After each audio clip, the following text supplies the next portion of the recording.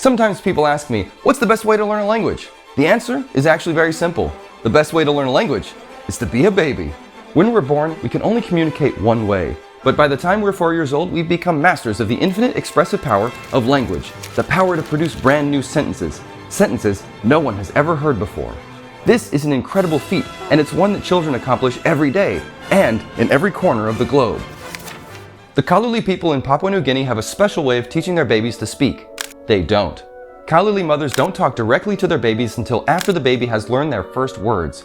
That means that for the first year and a half of life, babies are learning by eavesdropping, by listening in on adult conversations. And the Kaluli aren't unusual. We see this practice all over the world, including the United States.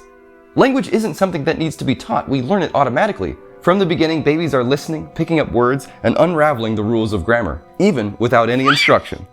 This is the great mystery. Babies acquire the complex rules to generate infinite new sentences with very little input. Noam Chomsky called this problem the poverty of the stimulus. His solution? We're hardwired with universal grammar, a codebook for learning language.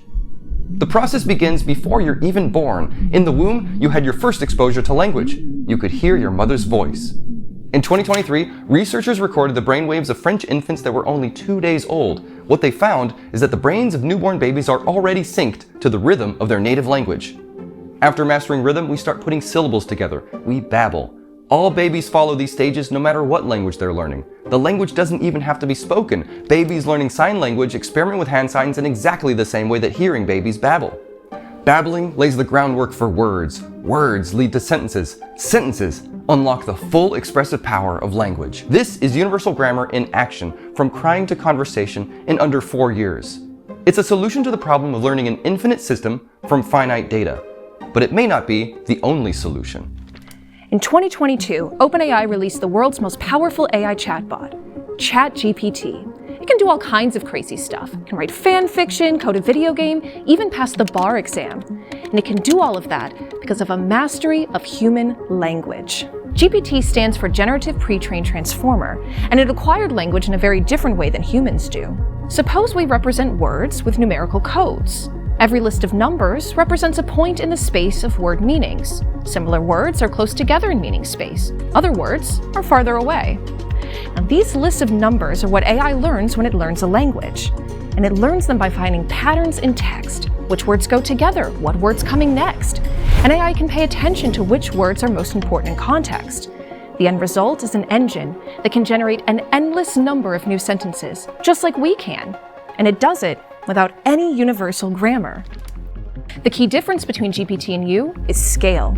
The average child hears about 12,000 words per day. That's 90 million words by the time they turn 13. Now that might sound like a lot, but it's nothing compared to AI. GPT-4 was trained on 70 trillion tokens of text. To hear this many words, it would take an average child 15 million years. And everything you know about language could fit on this floppy disk. If I wanted to store everything GPT knows about language, I would need 5 million of these. That'd be a stack twice as tall as Mount Everest. Now, language models like GPT are unbelievably powerful, but they don't capture the way humans learn language. And their biggest limitation might be their input. The only thing they've ever seen is text. A baby is bombarded by information. Light, sound, warmth, texture, hunger. William James called it a blooming, buzzing confusion. But this might actually be the secret to mastering language the way a baby does. Truck.